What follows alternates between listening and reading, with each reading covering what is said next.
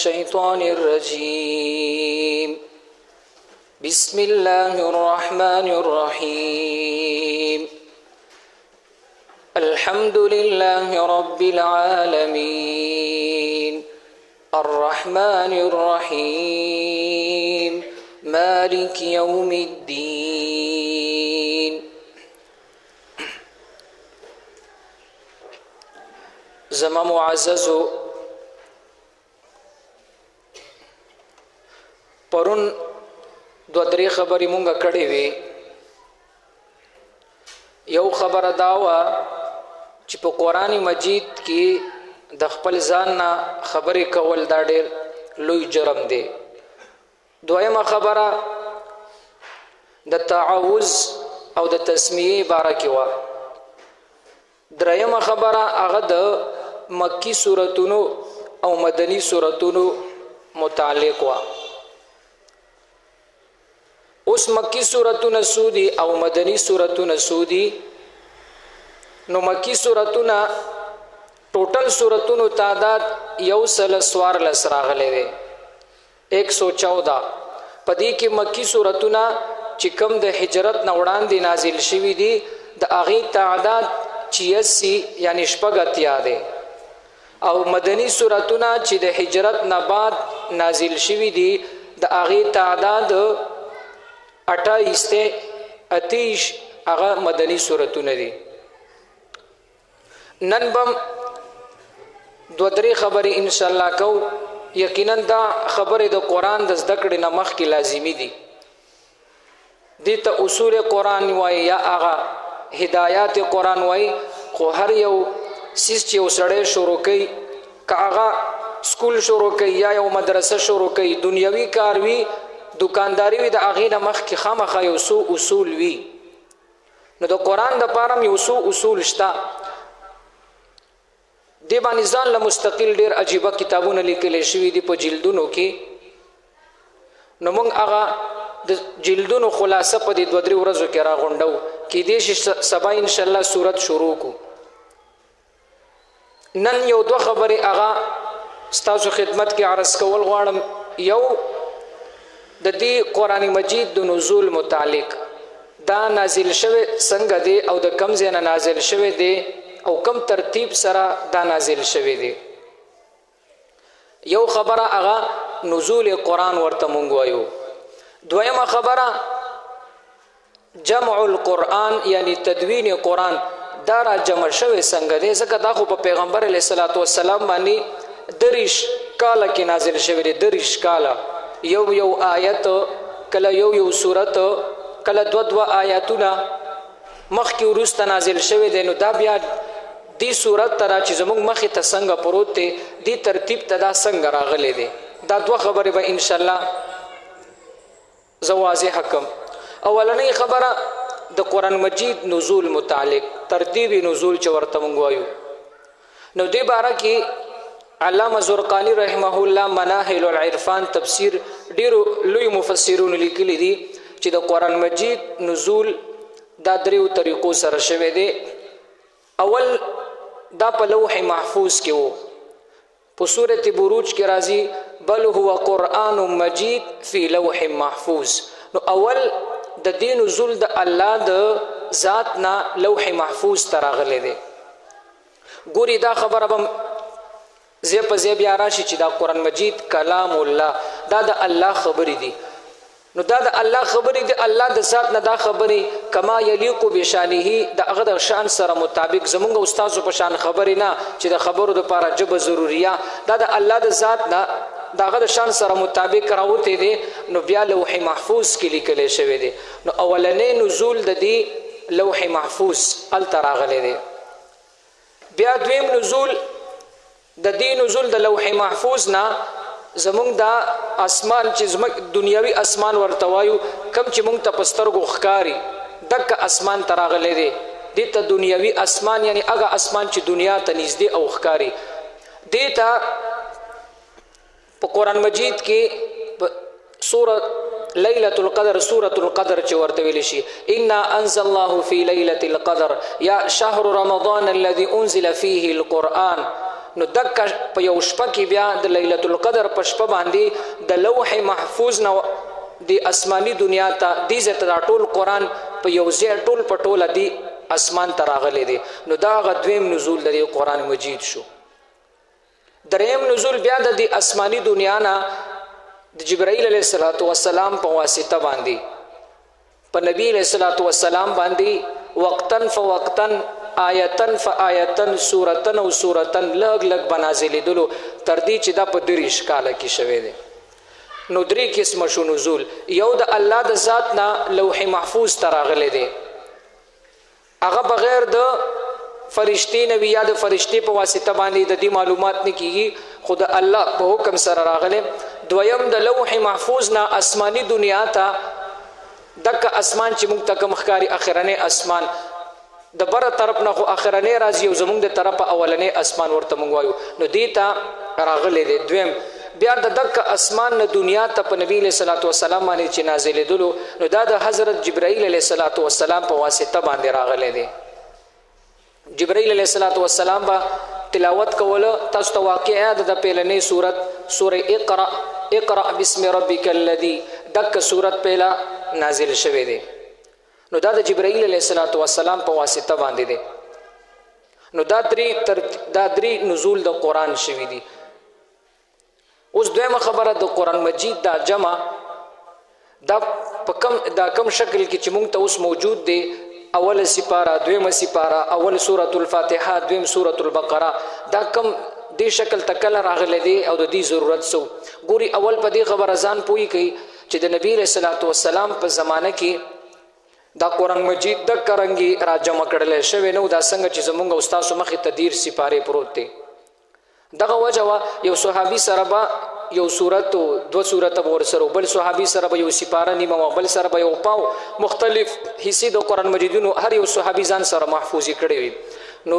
دی وجنا حافظان هم په صحابو کې د کټیم کې کمو، ټول صحابه د حافظان نو. نو دا لګ لګ د صحابو سره موجودو، اصل کې بنازل دلو لګ بنازل شو. یو صحابي د نبی اسلام مجلس کې حاضر،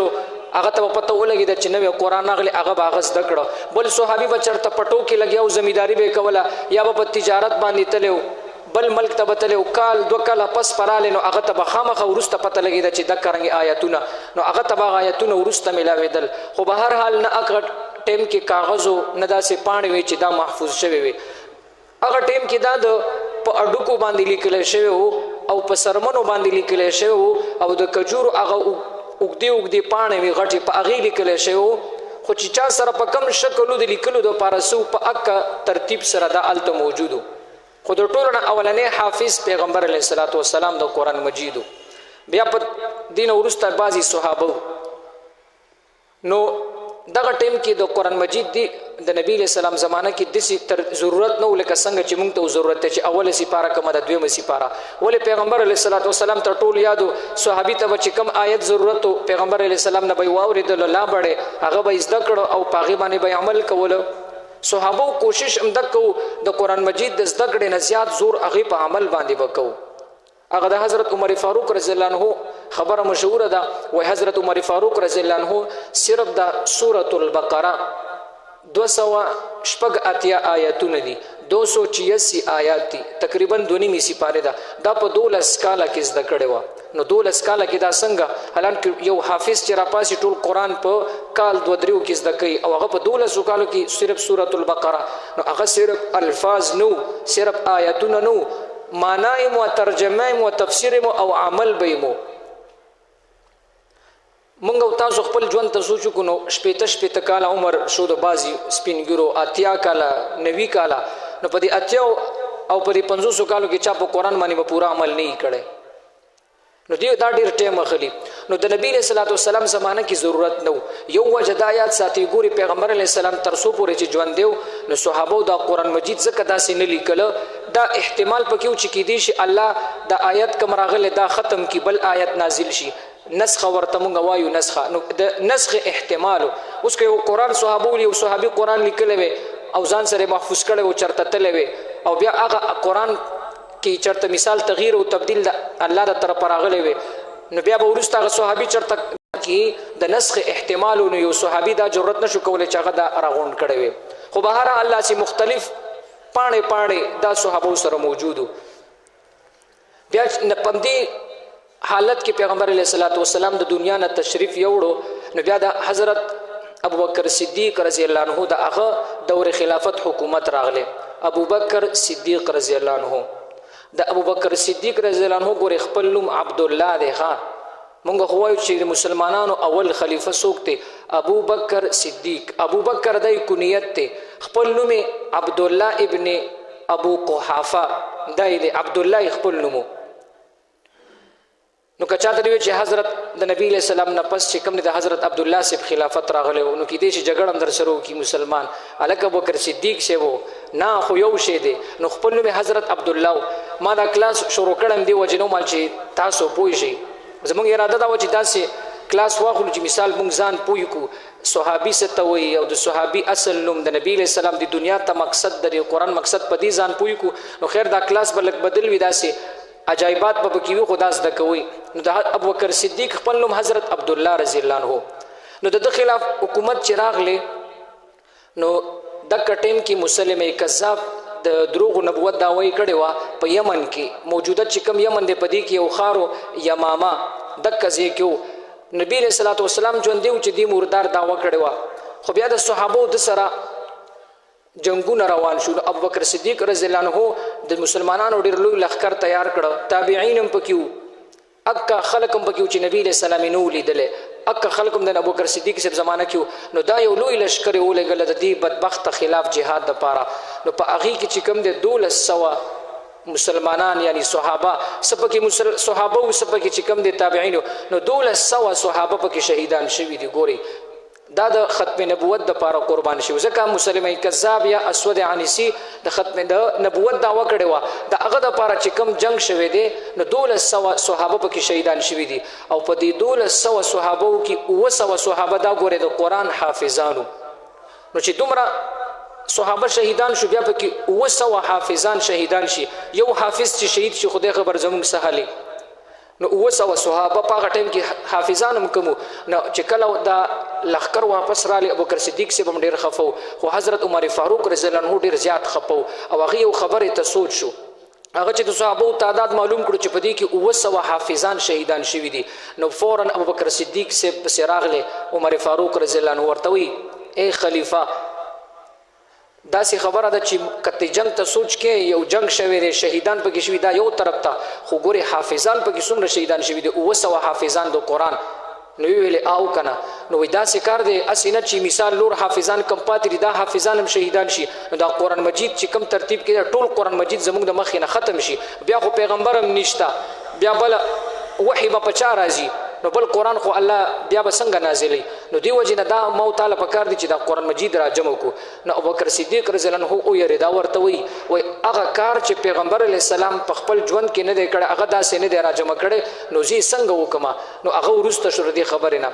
خو عمر فاروق رضی الله عنه ورپسې بار بار انخته خو بیا یو ځل حضرت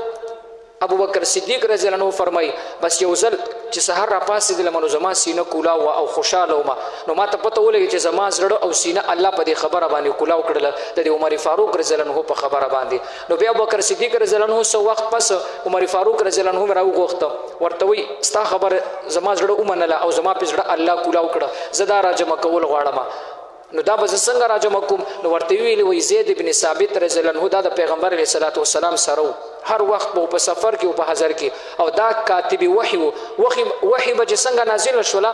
نو نبی علیہ السلام باندې صحابه یو پکې د زید ابن ثابت رضی الله عنه دته حکم دته نبی علیہ السلام حکم وکړو چې دا د آیت اولی کدا الله په ما باندې نازل کړو د آیت نه پس دا اولی کا دلته دا اولی کا نو د زید ابن ثابت رضی الله عنه راو غوښته ابوبکر صدیق رضی الله عنه ورته وی ته کاتب وحی او ته ځوان ینګمی او تستاغه حافظه مضبوطه ده نو تا ته پته چې کم آیت کله نازل شوی دی او کله کم صورت نه مخکې دی کم نه ورسته دی نو دا سکارو کچې دا کار مونږ ته تسپارو او دا خلیفہ او د خلیفہ حکم منل خو واجب او فرض دی نو زید ابن ثابت رضی الله عنه ورته ویلي وای تاسو دوانو ته زاریانم کم کار چې پیغمبر علی السلام نه دی کړی تاسو دوانه څنګه کوي نو بکر صدیق رضی الله عنه مسکی شو ورته ویلي وای دغه حالات په ما باندې مې څو ورځې تیر شو خو زه عن قریب ستابم الله دا سینه کولاو کی همدغه رنګ وزید ابن ثابت مې څو ورځې پس راغلی ابو بکر صدیق رضی الله عنه ته فرمایي چې به زما سینه کولاو شو زه دا کار کوم نو دی زید ابن ثابت رضی الله عنه به فرمایل وی دا کار د قرآن مجید را جمع کول دا دومره سخت کارو وی که چرته ما ته ابو بکر صدیق رضی الله عنه حکم کړی وی چې دا یو غر د یو ځای نه بدل کړي بل ځای ته یوسه نو ما به ټوټې لږ لږ غر به ټوټې کولې دا ټول غر به ما د یو ځای نه بل ځای ته بدل کړی وی خو مثال دا قرآن مجید را جمع کول دا ما ته ډېر ګران و د اکه کار نه خو به هر حال دا قرآن مجید په زړه کې محفوظ کول په دې باندې عمل کول دا خلکو ته بیانول دا ډیر ګران کار دی خو چې کله انسان حرکت وکي اراده وکي نو الله ورته ګوره اساني نو بیا دې ته دا کار اسان شو نو زید ابن ثابت رضی الله عنه را ولګیدو بیا یو څو صحابه ځان سره نورم راجمع کړل نو زید ابن ثابت رضی الله عنه بناستو یو صحابي براغله هغه سره به پاڼه ورته وی دا پاڼه کوم ځای کې لیکل شوی یعنی تفتیش پې کوو دا غیبه مثال خو مکمل تفتیش کول معلومات پې کول چې سینه دا ځان نه جوړ کړي او بیا به د طویل دي صحابي ته دا تعالی کله دا قرآن مجید آیت ته نبی علیہ السلام نه تعالی کله په دې باندې گواهان راولا نو مطلب دومره هغه تفتیش او دومره د ریسرچ او د سختۍ باوجود دا قرآن مجید راجمع شو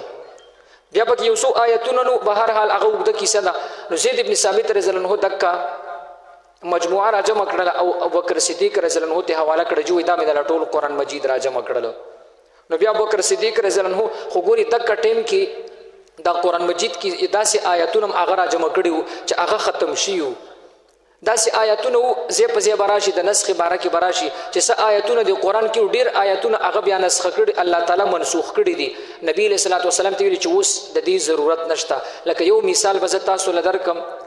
قرآن مجید کې دا آیات نشته چې کله شادي شوده سړی هغه زنا وکړي یا شادي شوده ښځه هغه به په کاڼو باندې رجم کوي نو دا آیتو الشیخ والشیخة اذا زنیا فرجموهما نکالا من الله دک الفاظو د سورۃ النور آیاتونو نو دا آیات الفاظ اوس نشته دي خو د دې حکم اوسم باقی پاتې دي نو داسې آیاتونو پکې د زید ابن ثابت ترجمه کړو ځکه هغه احتیاط کو چې هر قسمه آیت به هغه راجمه کړو نو د زید ابن ثابت دک مجموعه دک کتاب راجمه کړل ابوبکر صدیق سپ ته پیش کړل ورته دا واخله دا مې دل راجمه کړل بیا دک د ابوبکر صدیق رضی الله عنه زمانہ تیر شوله بیا د عمر فاروق رضی الله عنه زمانہ راغله خو دې ځای کې یو خبره بلم تاسو ته کوم په دغه ټیم کې دا قرآن مجید په اوو جبو کې نازل شوی خو په اوو جبو کې دیتا 17 قراءات ویل شي او 7 احرف ویل شي دا خبرم خیر زده کوي یو ځل نبی علیہ الصلوۃ والسلام د جبرائیل علیہ الصلوۃ والسلام سره ملاو شو د مسلم شریف روایت دی نو جبرائیل علیہ الصلوۃ والسلام ته نبی علیہ السلام فرمای وای زه خو داسې پیغمبر ما او د داسې امت د پر راغلی مې چې امیم زه په خپلم امیم مالی کوي پړی نه د کړي او زما امت والم هغه امیان دي ځکه د جهالت زمانہ په تیر شوی دا د تعلیم طرف تر دی هغه توجه نه و نو ورته انما بعثت لامه امیه منهم العجوز والشيخ الكبير یعنی زه خدا سي امت تر لګلې شم چې پاغي کې بډایګان خزي دي پاغي کې بډاګان سړي دي غلامان دي په کې څوک په کې آزاد دي خزي دي نارینه دي نو د 500 کالو صحابه او د 70 کالو مثال بډاګان خلکو ته کټیم کې چې قران نازل دي نو نبی علیہ الصلوۃ والسلام جبرائیل علیہ الصلوۃ والسلام ته ویل زبر شي دي ته څنګه وې مچ دا الحمدلله رب العالمین الرحمن الرحیم مالک یوم الدین دک کرانګي بتا سوای نو الان کې دا ګران کارو نو بیا ورته جبرائیل علیہ الصلوۃ والسلام ویلي چې ماته الله وحی ماته الله حکم وکړو چې پیغمبر علیہ الصلوۃ والسلام ته وایا چې انما هذا القرآن انزل على 7 احرف او کما قال داسې الفاظ د حدیث راغلي چې اے پیغمبره خپکیګه دا قرآن مجید په او جبو کې نازل شوی دی او جبو نه معنی دا چې او قسمه الفاظو کې نازل شوی دی مثال ګوري دا مالک یوم الدین دی نو دا داسې مالک یوم الدین ویل شي ملک یوم الدین ویل شي یاد کرانګي والضحى دی والليل اذا سجى نو داسې ویل شي والضحى والليل اذا سجى نو داسې مختلف قراءات دا قراءات اصل کې دلته او قبيله آباد وي د مکه مکرمه کې نو دی وجه نه الله تعالی دی اوو قبیلو ته دا قرآن مجید په اوو زبانونو سره اکه ټیم سره نازل کړی. که ستاسو خیال د مصر قاریان چې کومي دي چې کله تلاوتونه کوي نو دا لهجې پکې بدلی نو دې تم ګوره خیال کوي که چېرته چا داسې آیت تلاوت باندې نازل شوی دی نو دا خبره ذهن ته وایي ډایرکټ به پرې ټاپه نه لګوي چې سړي خو قرآن غلط ویلو. نو داسې نه ده کیدای شي که چا بهر ملک ته سفرونه وشي نو دا قرائات واوري دې ته نو 17 قرائات دی مدرسو کې دغه قرائات په تجوید کلاس کې کیږي. نو دغه او جبو سره نازل نو دی زید ابن ثابت رضی الله عنه دا قرآن مجید دغه او زبانونو سره راجمع کړو لکه مالک یوم الدین بکیو ملک یوم الدین بکیو والضحى والضحى دا ټول قسمه قرائات بکیو. نو بیا د عمر فاروق رضی الله عنه زمانه چې راغله نو هغه بیا جهادونو ته متوجه شو نو هغه خو بیا ډیر زیات علاقې فتح کړلې. نو دا غینه پس بیا چا په یو قسمه د قرآن مجید قرائت کولو مثال دی یو جمعات په پاغي کې به مالک یوم الدین تلاوت وشو بل ځکه به جمعات التبه ملک یوم الدین قرائت کېدو بل ځکه جمعات التبه والضحى ویل کېدو بل ځکه به جمعات التبه والضحى ویل کېدو. نو دا ورسته چې کم نسل راغلی دی به یو بل سره بحث مباحثه کوله چې زمون قاری صاحب خپل ته د تلاوت وکړو او استاد قاری صاحب د وکړو آیا زمون هغه ټیکته او کستاسو هغه ټیکته. نو دغه شکایت حضرت عثمان رضی الله عنه تراغله. عثمان رضی الله عنه زمانه وا د حضرت عثمان ابن عفان رضی الله عنه. نو دته بعضی صحابه او حضرت حذیفه ابن یمان رضی الله عنه دا حذیفه چې دته صاحب السر لرسول الله علیه السلام ویل شوی نبی صلی الله علیه وسلم مدد رزړه هغه رازونه ویل. نو دا صحابي دی حضرت عثمان ابن عفان رضی الله عنه په سراغ ورته وی اے خلیفہ د مسلمانانو